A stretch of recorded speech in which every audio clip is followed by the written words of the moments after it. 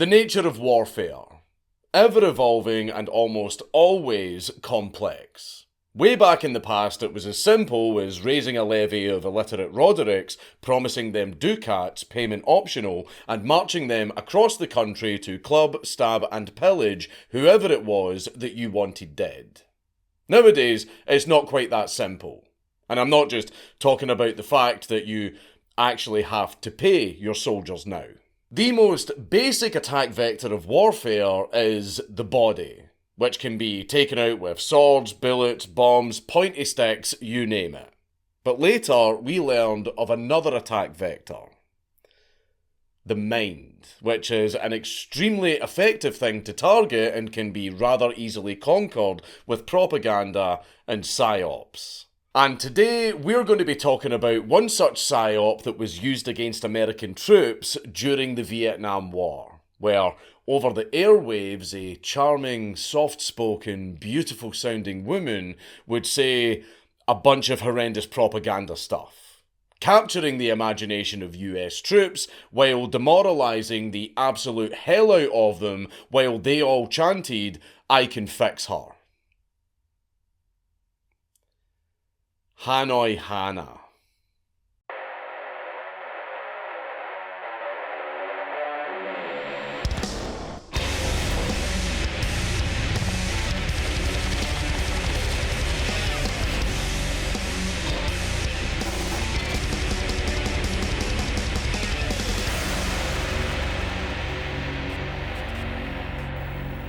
Please leave a like and a comment on this video because it really helps me in the algorithm. Oh, it's you. Don't mind me, I am just enjoying a very hearty breakfast. Yes, I know it's 3 o'clock in the afternoon, but shut up. I only just slithered out of my cave and now I'm ready to face what's left of this waning daylight that blisters my skin and makes me hiss like a ghoul, thanks to this great big bowl of high quality, wholesome, yummy magic spoon that's got like peanuts in it and stuff. Quite good actually.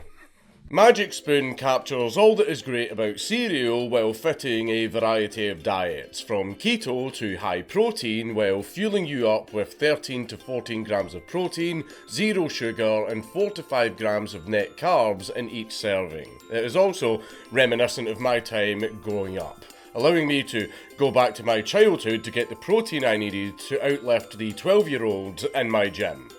It also perfectly accompanies my favourite pastime, watching cartoons like Steven Universe and The Owl House at full volume, while munching away at yummy cereal as my staff try to do the real adult work that keeps the office running.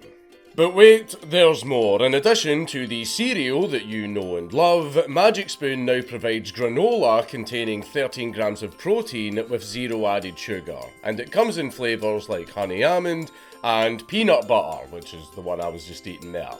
And if you're very well versed in your early dank lore, you will know how much I love peanut butter.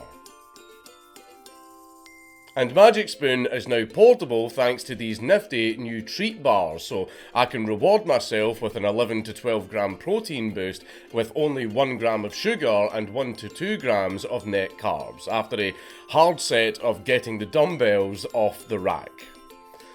I'm still working my way up to putting them back again.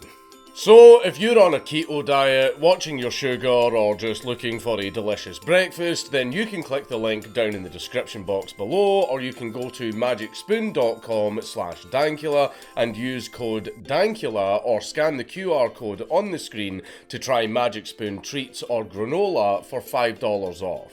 You can also find it on Amazon, or if you feel like touching grass, at the shops. And Magic Spoon is so confident in their product that there is a 100% no questions asked happiness guarantee. If you don't like it, you'll get a full refund. So there's nothing to lose by picking up a bowl. And then another, and another, and another. Now, get back to the video and let me finish my breakfast. Hanoi, French Indochina, 1931. Our gal of the hour is born as... I'm just going to call her Hannah. We see the birth of Hannah in 1931 to a family of esteemed glassmakers, with her father... For fuck's sake, her father, Mr. Kin, was, as a matter of fact, the owner of the largest glassware factory in the colony. And as a quick wee dose of contextually important history trivia, French Indochina was, as the name implies, a French colonial administration that consisted of the modern nations of Vietnam, Cambodia, Laos, and their own wee knockoff Hong Kong in the form of the Kwangchau Wan Treaty Port in China. Immediately after the end of World War II, France moved in to reclaim its rightful colonial possessions, but found that not only was it still crawling with Japanese soldiers squatting in the jungle, but also a bunch of armed nationalists being trained by them. War ensued for the following decade, with the French being kicked out in 1954. So, why bring this up? Well, other than the fact that Southeast Asia is an underappreciated part of the world with fascinating history and funny-sounding people, it also helps me justify my racism against the French. Let me explain. Hannah had something of a fixation on the English language, though officially due to her supposed desire to enjoy the English language media that she loved without subtitles. Like a teaboo. Her family actually paid for her to have private lessons, including having Wilfred Burchett, of all fucking people, as a tutor. Which also leads me to believe that this was also due to her desire to speak a real language that wasn't ping pong pish or fucking French. Like really, what business ventures will fucking French get you? Other than easy access to Mbappe in the Gabon or Oladongo in Versailles. Simply put, money speaks the king's English. Francophones sieve the English as the current lingua franca. Tangent aside, Hannah's studies in the tongues actually bore fruit, with her even landing a job as an English language newscaster at the fledgling Voice of Vietnam radio station in 1955. A damn good job for a 24-year-old. The only issue was, however, that her name was, well, that. So she decided to adopt a much more foreigner-friendly stage name of Thu Huong for her Anglophone audience, which means autumn fragrance. A very Oriental-coded moniker that is tastefully elegant and comedically contrasted by what her legacy actually was. However, another thing started kicking off in 1955. The Vietnam War. You might have heard of it. But if not, don't worry, it wasn't that big of a deal. Just know that the United States lost the conflict, but totally cleared the aesthetics and media war. I mean, cope all you want, lads, maintaining domestic morale is a part of war, and you lot understandably floundered at it because your boys get sent a continent away to get impaled on poo-poo sticks for absolutely nothing. And seeing as how Hannah was in Hanoi, the capital of the Communist North, and was also a radio personality with high language skills in English, the language of the enemy, an employment opportunity quickly presented itself for the Tonkin Belle. Settling into her new role in the military-ran Radio Hanoi, Hannah's job was quite simple. Broadcast in English across the country, talking some of the meanest and most demoralising shit possible to the Americans who would definitely be listening. This would make her dearest Hannah the latest in a long line of Oriental radio maidens fucking with American military personnel. As before her we had such lovely personalities as Tokyo Rose for the Japanese and the creatively named Pyongyang Sally for North Korea. And let me just say, Hannah was good at it. So good, in fact, that she quickly gained a reputation among the GIs. She had garnered a fan base among the American soldiers. This is what VTubers were before we had VTubers. GI, your government has abandoned you. They have ordered you to die, GI. Do not trust them. A young Asian woman who can pronounce the L's and R's in English and keep the boys company on their long nights in the jungle with her sexy and sultry broadcasts. Absolutely splendid, because yeah, apparently the GIs treated her like their Op4 waifu. Whenever she would try and spook the Yankoids by naming individual units and where they were located, instead of making said units shit themselves with the knowledge that their position was known to the enemy, it actually just made them cheer instead, because their e-girl had noticed them and given them a shout out. Kind of like donating to your favourite female Twitch streamer and she reads out your little gay message, but in this case she absolutely hates you and wants you dead. In fact, it's exactly like donating to your favourite female Twitch streamer. It seemed as though just about nothing she said actually worked as intended. Whether it be listing off the names of US GIs who were killed in action that week, or proclaiming that the wives of said GIs were currently being courted and swayed by Jamal back home, which, yes, was a thing that she did say a lot, their attempts to make the Americans homesick by playing music from the United States naturally backfired, because it was fucking Vietnam, baby, which inarguably, I will debate anyone on this, inarguably had the best soundtrack of any conflict in human history. Wall-to-wall bangers with my marvellous Mei Ling maiden whispering sweet Psyops into my ear. Thank you very much, Ho Chi Minh. So, with this in mind, would it be fair to say that the propaganda efforts of Hanoi Hannah were subpar? Well, yeah, mostly. If anything, an honest-to-God argument could be made that she was that likeable that the US troops were a bit more hesitant to strike down the VCs lest they make their dearest Hannah-chan very, very upset. They will give you a medal, GI, but only after you are dead. There were many reasons why Hannah was so broadly ineffective against the Yankee menace. First off, the NVA were scalping statistics and data from American magazines and newspapers for casualty reports. This was quickly realised by them and weaponized, resulting in bogus data being disseminated to them because something knowing is half the battle. Another reason is, frankly, Hannah liked Americans. After all, it was the reason she started learning English in the first place. As a result, she apparently just couldn't bring herself to infuse the adequate venom into her black pills for them to actually be effective. GI, your government has betrayed you. You will not return for you. Unless it was in regards to black people. Then she had a little bit more success demoralising them due to the domestic situation in the United States at the time, because, of course, that would be effective. Despite making up only 12% of the population, black people made up over a third of US personnel in the Vietnam War. That is a very large chunk of disenfranchised, jaded and armed men in a shithole jungle being shot at by trees. Made even worse by the information war being performed on them.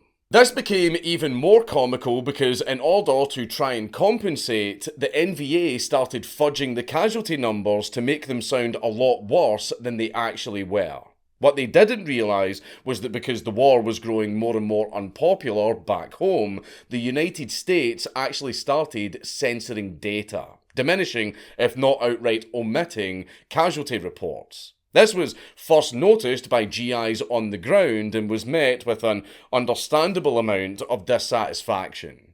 And ironically enough, this encouraged them to tune into Hanoi Hannah's broadcasts, because the American government was reporting lower statistics, but Hanoi Hannah was giving exaggerated statistics based on the US government's underreporting of statistics. So that meant that the numbers that Hannah was giving out were actually pretty accurate. So the soldiers started tuning into her for the information. They lied to you, GI. You know you cannot win this war. Regardless, fake news wouldn't win the war for the United States, and before you knew it, Uncle Sam had pulled out of the South, Saigon was Saigon, trampled beneath the Red Horde. A tragedy that managed to produce some really fucking great photos, man. I mean, honestly, pure cinema. GI, your helicopters fall from the sky like broken birds. So, how did this affect Hannah? Well, her job was obviously made redundant due to the pullout, so womp womp. However, she took this in her stride and decided to settle down in Saigon, which was now known as Ho Chi Minh City. And she settled there with her husband. That's right, boys, she was married the entire time. You can start mass unsubbing now. But after that, she then winded down and she stayed out of the limelight, being a based trad housewife and honestly spending the rest of her days being rather uneventful. She eventually passed away in September of 2016 at the ripe age of 85. I know, quite an unsatisfying conclusion to such an influential figure. And yes, she was incredibly influential, with her sultry notes permeating the airwaves and touching the hearts of every GI that was sent to the jungle. Seriously, every single guy that was sent over to Vietnam knew Hannah. If there was a radio nearby, it was her fucking voice coming out of it because they were all fucking listening to her. Even John McCain, of all people, had commented on Hanoi Hannah, claiming, "I heard Hannah every day. She was a marvellous entertainer. I'm surprised she didn't get to Hollywood." And to that I must say, indeed, she was incredible entertainment and accidentally a better news source for Americans than the actual Americans. However, she was too old for Hollywood's tastes. No, I will not elaborate. It's Count Dankula on YouTube! Everybody should subscribe!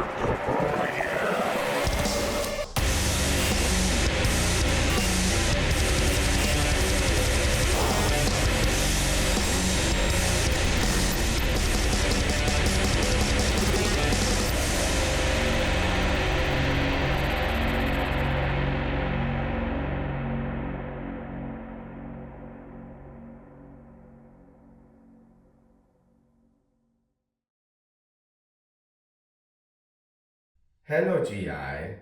So loyal to your country. Your wife wouldn't know such loyalty, GI. Oh, GI. McNamara must have picked you personally. Hello, GI. You want to save game? You can't save your friends. Did that bush move? I think that bush is moving, GI. Hey, GI. Your Sergeant Major look awfully Asian. He might be Viet Cong. You should shoot him. Hello, GI. Your radio's not even on. I'm in your trees. GI, why you bleeding ditch? Tyrone, fuck your bitch.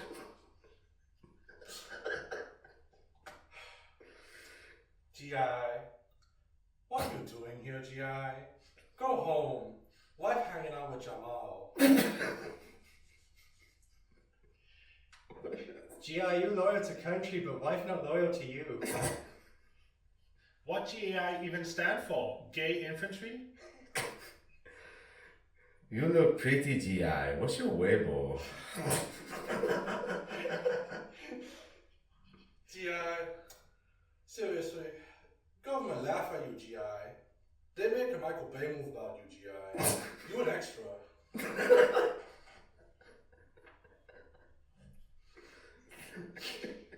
Your legacy is Tropic Thunder, GI.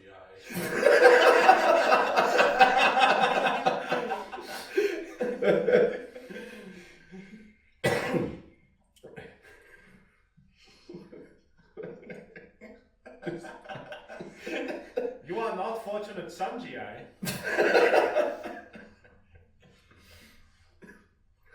How it feel to get nay-nayed by rice farmers, GI? GI, all those tickets, and you win this lottery. Saigon gonna be Saigon, GI. Jojo Martin managed to dodge 12. Why didn't you, GI? South Vietnam has fallen. Billions must fall on poo-covered stick. Can you please take John McCain back? Please. Please, GI. Well, laughing at the GI. Very, very rowdy. She can say it all. That's why they hired her. It's kind of quiet, huh, GI? No birds. Yeah, pretty quiet, GI. No birds. Too quiet. GI, as Confucius say, run. Hello, Solid Snake. You want save game? Hey, GI. I heard you sleep with Ling Ling. You should probably go to doctor. She can say it else. But